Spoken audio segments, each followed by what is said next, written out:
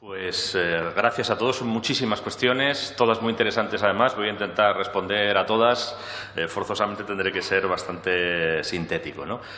Comenzando por el señor diputado representante de Podemos, mi experiencia con la Administración es muy escasa. En alguna ocasión he visto páginas que ofrecían pirateadas decenas de libros míos, en algún caso toda mi obra. He hecho algún tanteo incluso con las fuerzas de seguridad, porque podían ser hechos delictivos, y siempre lo que me han dicho es que, bueno, hay que recabar mucha información, que si no es muy difícil que un juez actúe, que un poco menos que me despida.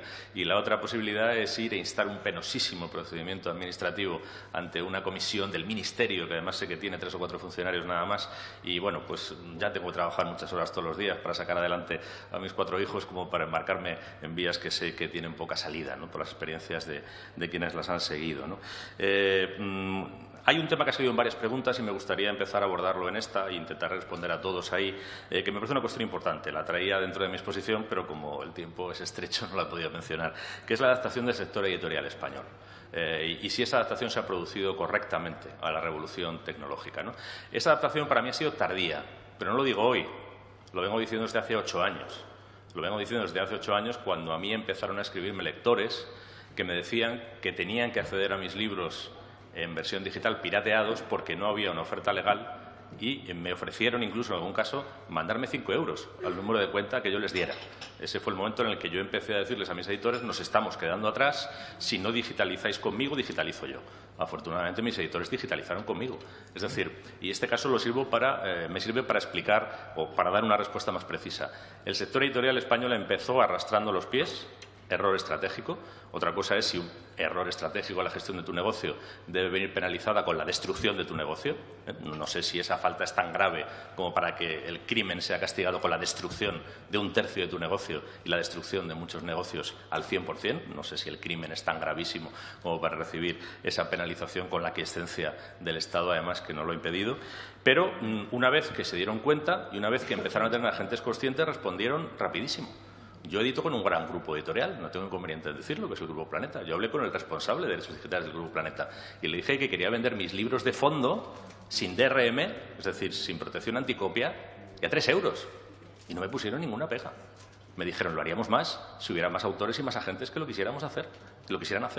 Y lo hicieron instantáneamente. Yo saqué de golpe 25 libros digitales al mercado, a un precio medio de 3 euros.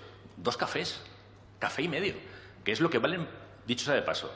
El 90% de mis libros, todos esos que han visto pirateados ahí, están por debajo de los 5 euros. Muchos a 2 euros. Sin DRM. Los piratean igual. Porque ya hay una cultura de la apropiación, de la propiedad intelectual. Esa adaptación se ha producido. El precio medio del ebook en España regular es muy bajo. Siempre cuando un ebook vale 28 euros. Claro, siempre puedes encontrar en Amazon un libro técnico carísimo de producción que valga 28 euros. Pero el promedio de los libros digitales en España, muchos sin DRM, está por debajo de los 5 euros. Es decir, se puede leer toda la vida por 2-3 euros. Libros interesantísimos, no la última novedad, porque la última novedad siempre cuesta más amortizarla y durante un año se mantiene un poco más cara. Mis libros todos por debajo de los 10 euros. Y si pudiera los bajaría más. El libro con el que yo gané el Premio Planeta fue el primer Premio Planeta que en libro electrónico bajó por debajo de los 10 euros, porque yo lo pedí. Y el editor me lo concedió. Es decir, no se resistió. Esa resistencia numantina del sector editorial, creo que hubo un error estratégico hace 8 años, pero creo que han hecho bastante los deberes en corregirlo, ¿no? Otros países, me parece que es interesante. Yo he hablado de Alemania, claro que es un caso, si quieren, muy de gran protección de la propiedad intelectual, ¿no? Pero países como Italia, países como Portugal, países que se han incorporado a sistemas de protección más tardíamente que nosotros, sistemas de protección administrativa, es decir, el mismo modelo que el nuestro, que a mí no me parece bueno. Dicho sea de paso, y luego en la respuesta a la representante de Podemos lo comentaré, ¿no? Bueno, pues países que tienen el mismo sistema desde hace menos tiempo multiplican por 20 los resultados. Los resultados en cierre de páginas y los resultados en crecimiento exponencial del mercado del libro digital, una vez que se ha contenido la distribución ilegítima, distribución que, insisto, muchas veces además es lucrativa. de forma indirecta, de forma no visible, de forma no transparente, pero lucrativa. Porque es muy difícil que una persona asuma el trabajo de mantener digitalizados 20.000 títulos actualizados, reponer los enlaces, porque es muy generoso y porque le sobra mucho tiempo y porque es un rico millonario que se dedica nada más que a eso. Es decir, ahí hay un lucro económico en la inmensa mayoría de los casos, ¿no? Es decir, que hay experiencias que a las que podemos mirar, claro, de métodos efectivos, de métodos administrativos, que, insisto, no me parece el procedimiento más adecuado probablemente, pero que, bueno, que están funcionando, mientras que el nuestro no está funcionando. Y luego las escuelas. Mire, para responderle, creo que puedo contar una historia. A mí me gusta siempre contar historias, es mi oficio, pero aparte es que creo que son mucho más elocuentes, ¿no? Una vez un chico me dijo, en un instituto, yo creo que de Huelva, sí, me dijo, oye, tengo una buena y una mala noticia para ti. Y le dije, bueno, pues a ver, en el orden que quieras. Dame la buena primero. Dice, me he leído 15 libros tuyos. Digo, ostras, con 15 años. Es una buena, ¿no? Una mega noticia, ¿eh? Y me dijo, la mala es que todos me los he descargado. Ante eso, yo percibí dos cosas. Que había una normalización absoluta en el hecho de la descarga. Tan normalizada que a un chico al que viene a verlo un escritor a su clase no le pesa ni le cuesta nada decirlo como una broma que se ha descargado toda su obra de forma no legítima, voy a dejarlo ahí, o informal, o irregular, ¿no? Y yo lo que le respondí a ese chaval es, mira, y es la respuesta que doy y por donde creo que debemos avanzar en la concienciación. Sinceramente, por lo que me dices, he perdido 15 euros y he ganado un gran lector. Mi balance es positivo. Mi balance es positivo y en la medida en que tú no tengas recursos, no me va a doler lo que está pasando, porque además tú no eres culpable de eso. Tú eso lo puedes hacer porque hay una situación en tu país que te permite hacerlo. ¿Cómo te voy a culpabilizar yo a ti, un chaval de 15 años que le dan 5 euros los domingos, de que te apropies de toda mi obra? Para mí esto no es un problema. El problema es que todos sean como tú, que todos los que no tienen tu situación y tienen recursos sean como tú, porque entonces yo dejaré de poder ponerle un plato a mis 4 hijos en la mesa 3 veces al día. Ese es el problema que tengo. Si solo eres tú, para mí esto es una gran noticia. Pero si sois todos, habrá un momento en el que no te los podrás descargar porque no los podré escribir, porque tendré que volver a ponerme la toga y pasarme el día en la audiencia y en los juzgados y escribiré la mitad de la mitad de la mitad de lo que escribo. En respuesta al representante de Esquerra, que no sé si... Sí, perdón, que esta es la vez. Bueno, pues, a ver, hay varias cuestiones que me interesan, ¿no?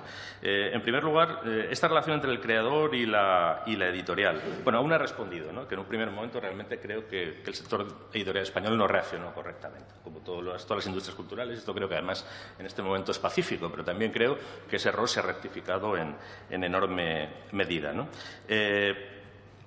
La relación entre el creador y la editorial. A ver, este es un tema muy amplio en el que quiero ser muy sintético y ceñirme mucho. Y de paso voy a intentar responder a otros representantes que también han planteado la cuestión. Vaya por delante, y en este caso lo digo como editor y no como escritor, que transparencia toda. Toda. Es decir, se nos ocurren mecanismos para que la relación entre el editor y el autor, que muchas veces es asimétrica y muchas veces es de posición débil, como decía la representante del Partido Popular, y de posición fuerte por parte del editor, sea más transparente, tenga más supervisión, tenga más vigilancia. Aquí transparencia para todo el mundo. Someter a auditoría específica, muchas de las empresas editoriales tienen una obligación de auditarse. Someter a auditorías específicas sus stocks, sus liquidaciones, sus partidas de imprenta. Mi editorial aquí está abierta, a disposición de quien quiera. Como editor, que es a quien me puedo representar, solo a mí mismo, estoy dispuesto a que me auditen todo. Yo edito poesía, por cierto, conectando con la intervención de la representante de Podemos. Soy uno de esos pequeños editores de poesía y luego intentaré contarle por qué lo puedo hacer. Lo primero que yo hago es pagar los derechos de mis poetas, cosa que en España había una tradición de que el poeta se daba por satisfecho con tener su libro para poder llevarlo a los recitales y nunca se le pagaban sus derechos. Lo primero que se paga en mi editorial son los derechos del poeta. A veces puede elegir cobrarlos en libros, eso es verdad, a un precio muy ventajoso, pero lo primero que yo pago son los derechos de mis poetas y, por tanto, estoy dispuesto a que esa fiscalización y esa transparencia se produzca. ¿Existe una defraudación o una estafa sistemática de los editores de los derechos de los autores? No tengo esa conciencia y no la tengo como autor que ha publicado con muchas editoriales, que conozco relativamente bien el mercado, que sé lo que son las ventas de mis libros y que ahora como editor sé cómo funciona. Hay casos flagrantes y hay casos que algunos están hasta en los tribunales. Pero decir que hay una práctica generalizada de esto me parece inexacto. Lo que ocurre es que el sistema editorial español es un sistema muy aberrante, sobre todo en su distribución. Ese caso que se mencionaba antes de una autora muy conocida, que además tiene el Premio Planeta, a la que le liquidan 164 ejemplares, y aprovecho para responder, de paso voy a ir haciendo esta recogida de todas las cuestiones que pueda de forma conjunta, tiene que ver con el sistema de distribución de libros en España. Es probable, y pongo un caso que no lo sé, pero es perfectamente verosímil, que esa autora ese año haya vendido 3.500 ejemplares. Perfectamente probable. O 6.000. O 10.000. Pero también es perfectamente probable que de esa autora los libreros se han devuelto ese año 9.800 ejemplares. Y la diferencia son 164 ejemplares a su favor.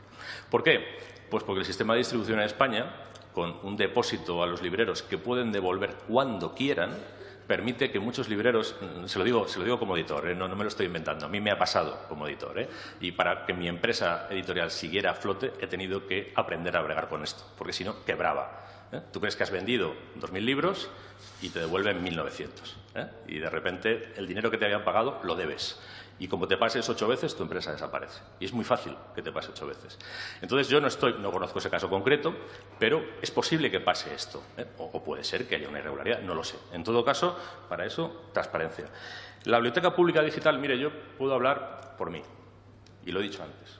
Como editor y como escritor, incluso estoy dispuesto, si existe un día esa biblioteca digital, estoy dispuesto a poner como cláusula en mis contratos que se facilite de manera preferente el acceso a mi obra en la Biblioteca Pública Digital.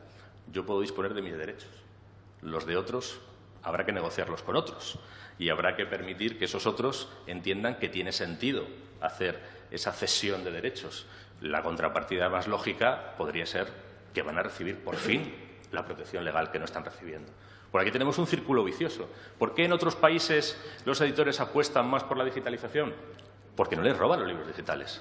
Porque sus inversiones están a salvo, porque tú inviertes el dinero y lo recuperas. Aquí el que inviertes no lo recuperas, en muchos casos, en el libro digital. Pero yo, todos los editores a los que conozco, y conozco unos cuantos, les digo, tenéis que ser más activos en la Biblioteca Pública Digital. Tenéis que ser más activos, sobre todo, porque para mí la Biblioteca Pública Digital no es un peligro. A ver, una Biblioteca Pública Digital, y aprovecho también para responder a otra pregunta que se ha planteado, en la que todo el mundo pueda acceder limitadamente, en particular a la representante del Partido Popular, a todos los libros que existen, naturalmente quebraría todas las librerías, quebraría todas las editoriales, quebraría todo. Una Biblioteca Pública Digital que permita un acceso razonable a las novedades a todos los lectores y un acceso preferente a los lectores sin recursos así identificados, no pone en peligro nada. La biblioteca existe desde siempre, las licencias de las bibliotecas se pagan y el lector que no tiene recursos no iba a comprar libros. Por tanto, no has perdido ningún cliente. Creo que los editores deberían ser más activos en ese sentido. Pero yo, insisto, puedo hablar única y exclusivamente por mí. Las distintas cuestiones que planteaba la representante de Podemos, todas me parecen, además, muy interesantes. A alguna he respondido. A ver, hablamos siempre de esa revolución tecnológica a la que no nos hemos adaptado, ¿no? Esa revolución tecnológica que supuestamente los libreros no se han adaptado de una manera correcta, los editores no se han adaptado de una manera correcta o de una manera lo suficientemente ágil, ¿no? Que se han escudado en un modelo antiguo, que han intentado preservar sin entender la nueva realidad. Insisto, concedo eso en el principio. Y yo he tenido conversaciones con editores que hace 8 o 9 años te decían, bueno, esto no es como la música, esto no es como el cine, nosotros tenemos el libro de papel, el libro de papel nos defiende. Yo les decía, el libro de papel nos defiende ahora. Algún día alguien inventará el iPad y será Steve Jobs. Y ese día no nos defenderá el libro de papel, os estáis equivocando. A esa pregunta tengo que decir que sí, porque eso ha sucedido. ¿Eso sucede ahora? En absoluto. No conozco ningún editor en su sano juicio que esté pensando en boicotear la tecnología digital. Lo que conozco es un montón de editores que están deseando que la producción de libros digitales sea sostenible económicamente para abrir una nueva línea de negocio, cosa que hoy por hoy no sucede en España. Hoy es muy fácil que un libro muy vendido en papel venda 300 copias en digital, 80 copias en digital. ¿Por qué? Por esa búsqueda de Google, no es por otra cosa, no hay ninguna otra razón.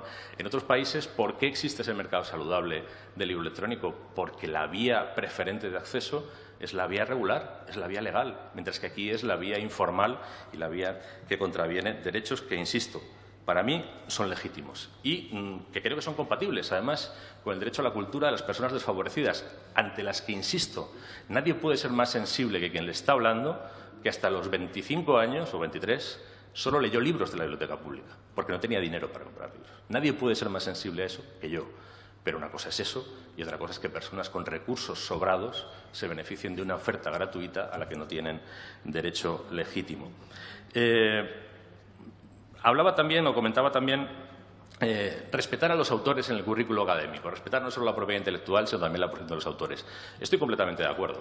Estoy completamente de acuerdo y además estoy completamente de acuerdo en que eso forma parte de un melón mucho más amplio del que se hablará, me imagino, esta legislatura, que es la reforma educativa. La reforma educativa y el acercamiento de los contenidos educativos en muchos sentidos a la realidad social y también a la realidad cultural de nuestro país, de manera más abierta. En eso no puedo estar más de acuerdo. Y luego se ha hablado del atropello de la ley Sinde y de cómo ha sido. Yo la ley Sinde creo que básicamente es una ley incorrecta, mal concebida en su filosofía. Mal concebida porque es una ley administrativa sin medios y mal concebida porque es una ley administrativa que quizás sí parte de una cierta elusión de los jueces por no atreverse a hacer una legislación valiente sobre propiedad intelectual. Yo sería partidario de leyes menos administrativas o, si son administrativas, con un clarísimo control judicial, sobre el entendido de que la ley que aplican los jueces sea una ley que lanza un mensaje claro de protección de la propiedad intelectual, que en este momento la ley española no está lanzando. En este momento solo hay algún proceso contra gente que se lucraba muy notoriamente y muy escandalosamente de la puesta a disposición de material no protegido. Pero para mí, que se haga un nuevo sistema y que ese sistema tenga una tutela judicial tan intensa como se quiera, yo a eso no puedo tener ninguna objeción, en la medida en que mediaticemos derechos individuales. Pero fíjese que decíamos, es un atropello a multitud de derechos individuales. 6 páginas cerradas. 6 páginas cerradas. Es decir, y son casos, si se mira usted los 6, son 6 casos de bigotes, de bigotes. Es decir, el atropello de derechos individuales que ha habido en esos 6 casos verdaderamente a mí me parece llamativo, ¿no? Pero estoy de acuerdo en muchas cosas, estoy de acuerdo. Y también quería comentar por qué son viables esas nuevas editoriales de poesía. Son viables porque en un contexto en el que de manera industrial los derechos no son protegidos, no se puede hacer inversión industrial en libros, nos hemos vuelto artesanales. Yo edito poesía y vendo más de 164 ejemplares de muchos títulos que edito. ¿Cómo lo hago? Saliéndome de la cadena de distribución, saliéndome de la producción industrial, llevando una red social de mis lectores, yendo puerta por puerta. Soy un ceramista de la edición. Pero ¿no le parece un poco triste que un país impida la existencia de una industria en un sector económico que reduce a la artesanía cuando en otros países es industrial y da miles de puestos de trabajo? A mí me parece triste. Es mi valoración sobre eso. Luego, son muchas cosas. Yo quería también agradecer por cierto, me quería sumar al recuerdo tanto a Francisco Nieva como a Leonard Cohen, y además le agradezco al representante del Grupo Socialista que haya subsanado mi omisión. Y respecto de su intervención y el maltrato al autor, mira, a mí me gustaría también aprovechar para decir una cosa. Hay algo que se suele mencionar a menudo, que es que la cultura está subvencionada, que la cultura está favorecida. Quisiera darles una cifra, perdónenme que otra vez me ponga como ejemplo, absolutamente personal. ¿Saben a cuánto ascienden las subvenciones percibidas por quien les está hablando en 36 años de dedicación a la literatura para la escritura de libros? ¿Saben a cuánto ascienden? A 0 euros. A 0 euros. La única subvención de la que puedo hablar para contarlo todo es una subvención que se otorgó a un editor checo y a un editor marroquí para publicar un libro mío traducido al checo y un libro mío traducido al árabe. 2 subvenciones irrisorias, concedidas en todo caso a esos 2 editores. Si yo fuera un escritor francés, noruego, canadiense, con 60 libros traducidos, no les quiero decir las decenas de traducciones subvencionadas que habría. Incluso si yo escribiera en otra de las lenguas que son oficiales en España. Pero tengo la desgracia de escribir en español o castellano y, por otra parte, el privilegio, con lo que mi acceso a eso es prácticamente nulo, simbólico, como les puedo haber mostrado simplemente con esos ejemplos, ¿no? ¿Hay un cambio de sensibilidad? Yo creo que empieza a verlo. Le voy a poner también un referente personal. Hace 3 años, cuando yo en las redes sociales simplemente decía que creía tener derecho a que mi trabajo tuviera algún valor y que ese valor fuera suficiente, no solo el mío, y sobre todo, y no preferente el mío, sino sobre todo el de mis compañeros a los que estaba viendo caer por debajo del umbral de la supervivencia, que tenían derecho a seguirse ganando honradamente la vida. Realmente me fustigaban, me insultaban. Cada vez que ponía eso en Twitter tenía que bloquear a 30, 40, 50 o 60 personas que me decían de todo, como si estuviera, no sé, sosteniendo algo diabólico y siniestro en extremo, ¿no? Ahora ya no bloqueo a casi nadie. Desde hace unos cuantos meses no bloqueo a casi nadie. ¿Por qué se ha producido quizá este cambio de sensibilidad?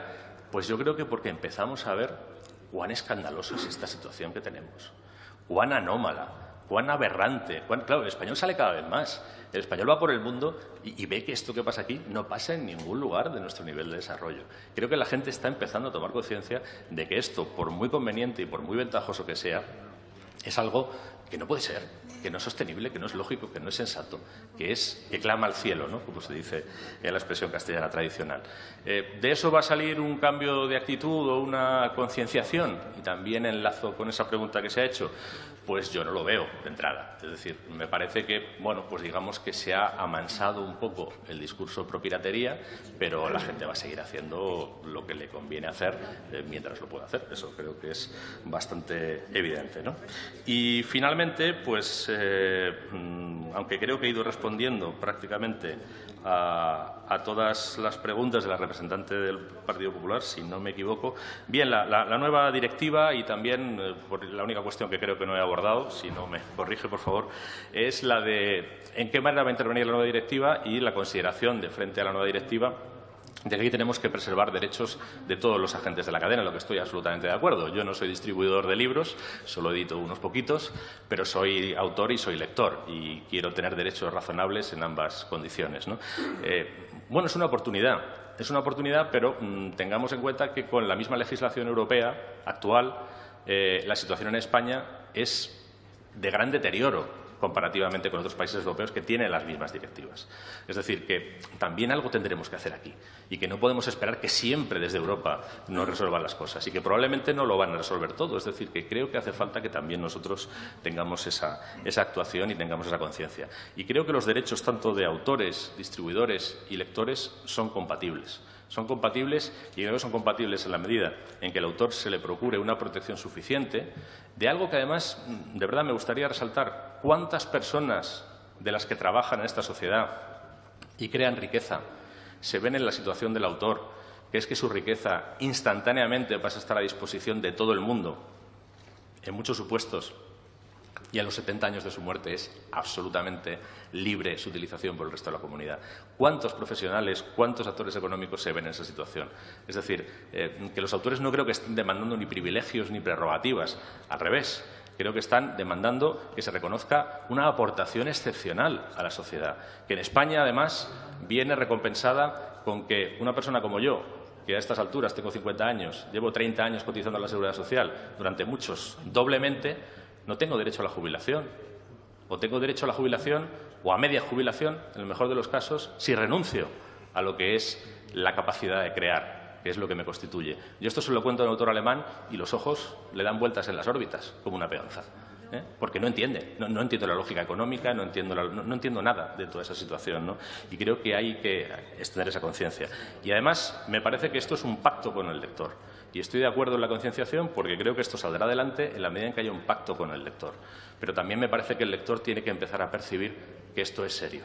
Que esto es serio y que aquí hay un régimen ecuánime, razonable y consistente. Si su sensación es que todo el monte es orégano, seguirá recogiendo el orégano, lamentablemente. Muchas gracias, Lorenzo Silva, por haber venido, por una exposición brillante. Y sabes que esta es tu casa. Y ha sido un honor para nosotros contar contigo. Muchísimas gracias. Muchas gracias, el honor es mío.